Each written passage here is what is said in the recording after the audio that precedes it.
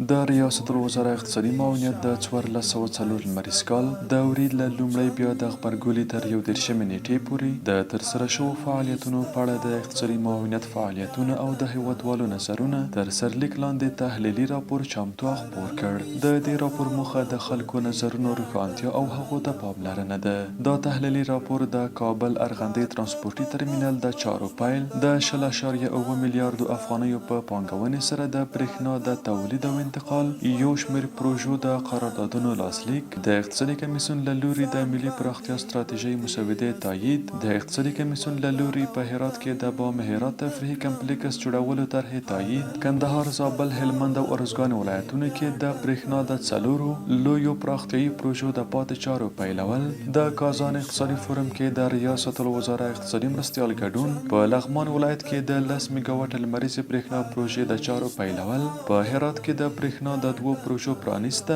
او دې ته ورته یو لړ نور موضوعات رانغاړي. د هغه موضوعات چې د ریاست الوزراء اقتصادي معاونیت د هیواد د اقتصادي ودې او د غرض د هیواد د بیا رغونې په خاطر ترسره کړي او دې ته ورته د نورو موضوعاتو د ترسره کېدو او عملي کېدو لپاره قوي هوډ لري. د دغو موضوعاتو په اړه په دولتي او خصوصي رسنیو او همداراز ټولنیزو شبکو کې هیوادوالو خپل نظرونه شریک کړي او د ریاست الوزراء اقتصادي معاونیت د دوی نظرونه د علمي معیارونو په نظر کې نیولو سره تحلیل ورسولي دي. د یادو موضوعاتو په اړه د هیوادوالو نظرونه پر مثبتو او منفي او همداراز وړاندیزونو ویشل شوي دي. د مثبتو او منفي نظرونو او وړاندیزونو مجموعي شمیر 19180 دی چې له دې جملې 14180 مثبت نظرونه دي چې د مجموعي شمیر 4.8 سلنه جوړوي. د منفي نظرونو شمیر بیا 2180 ته رسیږي چې د مجموعي شمیر 11.8 سلنه جوړوي.